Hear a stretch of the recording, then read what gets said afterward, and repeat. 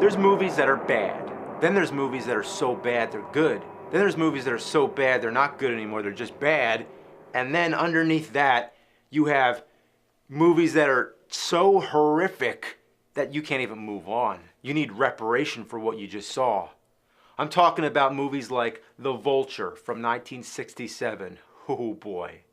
I saw this a long time ago on TV when I was about 15. I caught it on one of those late night monster marathons on TNT, and I've never forgotten it.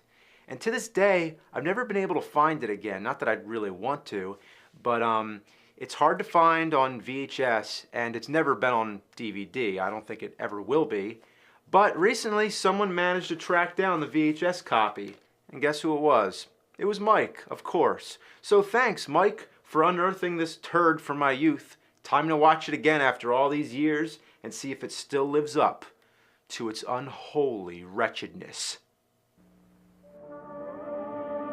The movie is set in Cornwall, yet produced in Canada. It opens with a simple title sequence accompanied by some chilling music.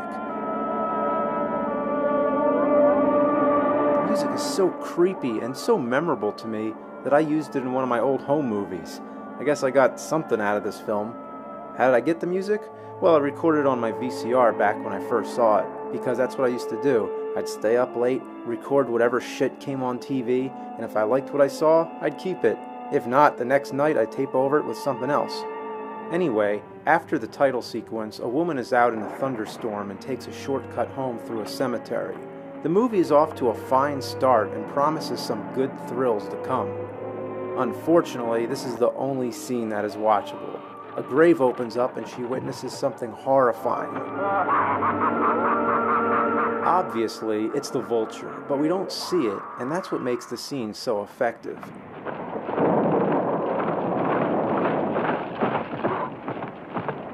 The open grave is discovered, and we're immediately told all the backstory we need. The grave belonged to a man named Francis Rial, who was buried alive in 1749 by the Stroud family.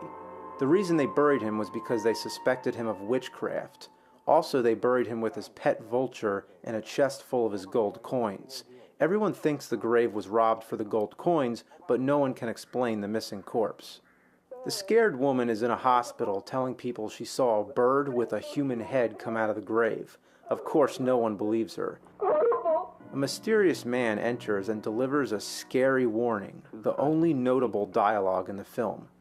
You saw something you shouldn't have. You should have kept your mouth shut. Things happen in this world no one can account for or should try to. I don't know why, those lines just haunt me for some reason. When that grave is filled in, what they're frightened of now will be forgotten.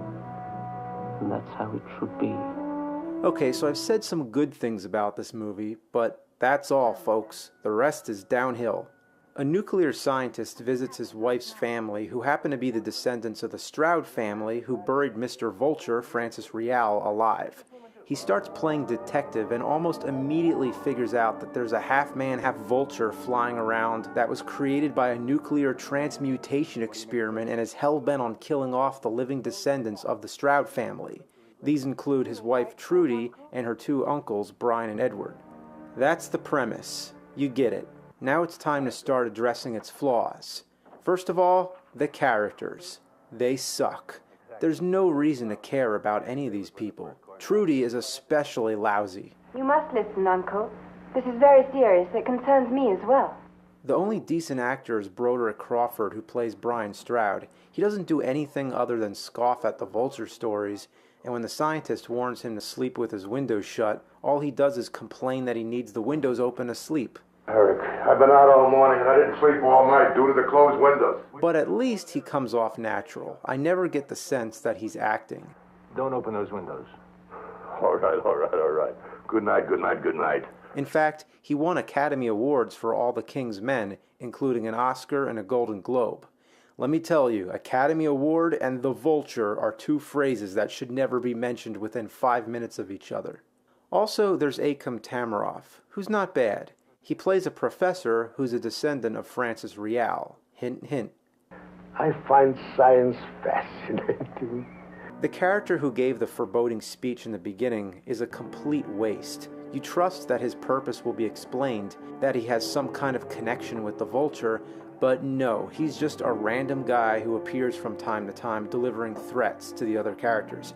I think he's just supposed to be some guy with psychological problems who likes the idea of a killer Vulture man and wants to see its vengeance through. This character would have been better left out of the movie. The biggest problem is that hardly anything ever happens. The movie is called The Vulture, but you never see the damn vulture until 48 minutes in when it claims its first victim. But don't blink. The vulture's second victim, you want to know how much you see of the bird this time? Here it comes. Get ready. Here comes the vulture. Oh no, it's this asshole again. More blah blah blah, blah blah blah, and next thing, he's dead. Missed it? That's because they never show it. All we get is a newspaper article. That's one way to make a movie, just cut around all the most interesting scenes. All throughout the film, people find feathers laying around and gold coins. It's nothing but clues to state the obvious. It's one thing to not show the monster too often. Yeah, you know, it's sometimes more scary to leave things unseen so that the audience can use their imagination. But this is all imagination. You have to imagine the whole movie. There's a lot of monster movies that cheat the audience by never showing anything, but The Vulture has got to be the absolute worst offender in this category. I'll prove it by actually timing it out. Let's see how long you see The Vulture.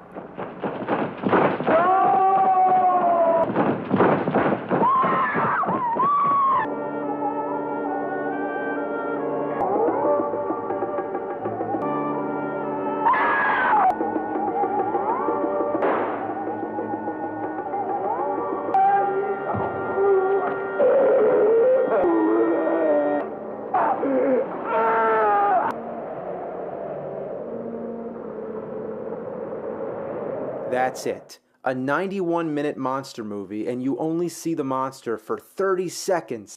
This is the kind of movie that could have been performed on stage. It's all dialogue and no action. Maybe this could have worked as a murder mystery with a supernatural twist.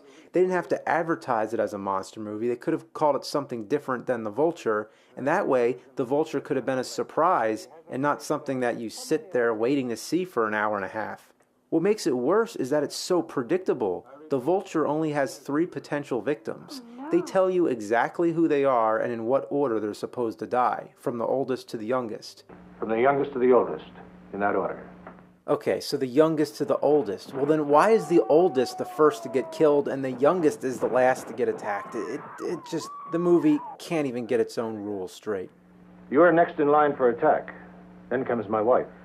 There do exist some horror movies like this that set up the body count, which actually work. The Mummy is one example that comes to mind, mainly the Hammer version. The Mummy specifically targets the archaeologists that intruded on his princess's tomb. Another example is the Halloween franchise. Michael Myers is trying to kill everyone who's related to him, although this is kind of a poor example because he kills almost anyone he meets. The Vulture makes one exception. There's a scene where someone finds the remains of an animal. It's never explained any further, but if they're suggesting the Vulture did it, then let's not forget, this is a vulture with a human head. Does he tear up the prey with his teeth? Everything seems to happen in slow motion. This could have been a 20-minute Twilight Zone episode, not something that needed to be stretched into a feature-length film. The killings are not suspenseful. You never get a sense of threat. I really thought the idea of a vulture that can swoop in at any moment and carry you away is a pretty frightening concept. The problem is that you always know when it's going to strike and when it's not. The characters are always indoors, you know that the vulture is only going to come if they're outside, and the only time it comes close to having real suspense is when Trudy takes a walk in the woods to find a bus. It needed more scenes like this. Watching this movie all the way through is a divine experience in boredom. Everyone's always wearing a dull suit. We're forced to stare at the same locations, all with gaudy decorations, tasteless picture frames, and bookshelves. If you look close, you could almost see the dust forming on the books. I can't believe I sat through this whole movie on multiple occasions. I guess because I'm so fascinated that a movie could possibly be this uneventful.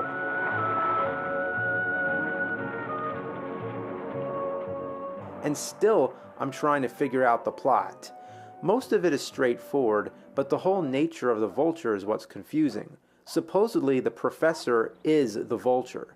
When he conducted his transmutation experiment, his body switched places with the corpse of Francis Rial. In other words, he transported into the grave, and therefore the skeleton of Rial was transported back into the lab. His mistake was that the Vulture's corpse was also in the grave, and its body fused with his, sort of like the tragic mishap from The Fly.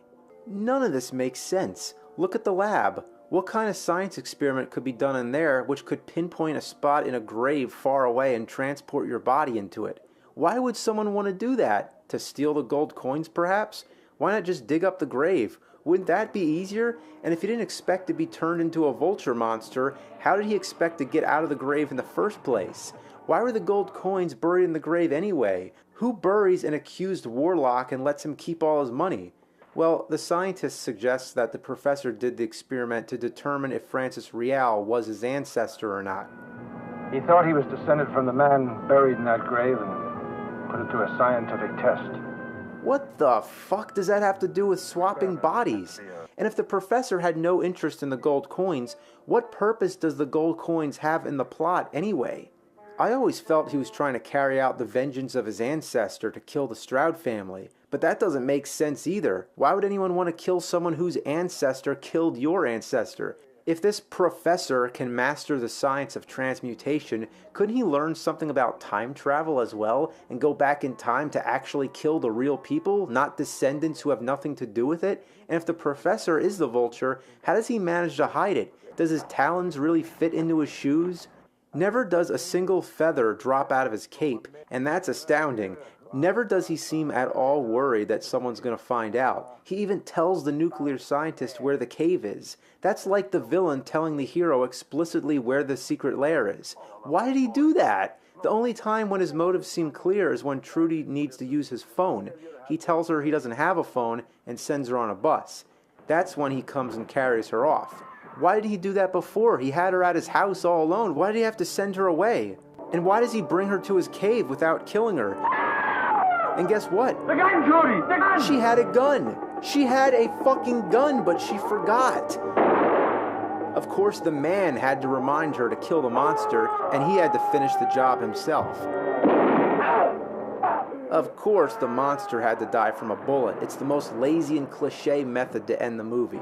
They dispose of his body in the water, and then say they're going to tell the authorities. What will you tell the police?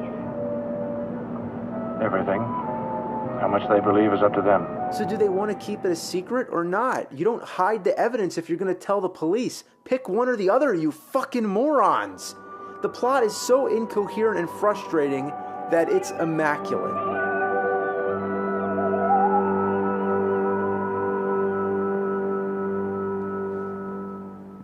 You know, despite it all, something about this movie intrigues me.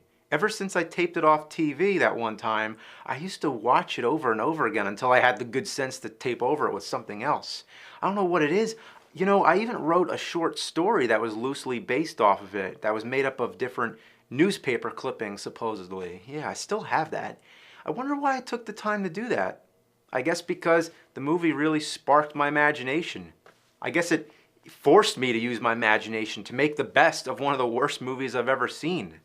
You know, I think the movie was on to something, that it could have been a really scary horror mystery, and that's why I think they should do a remake of The Vulture.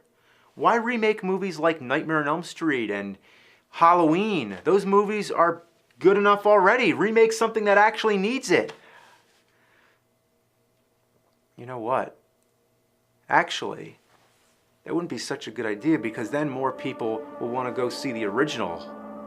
They'll waste an hour and a half of their life, and then they'll watch it again because they're in such disbelief. And that can only lead to watching and rewatching. Oh man, it's bad enough I'm talking about it right now. I should have kept my mouth shut. I saw something I shouldn't have. Certain movie plots no one can account for, or should try to. When this stink bomb left theaters in 1967, it was forgotten. And that's the way it should be.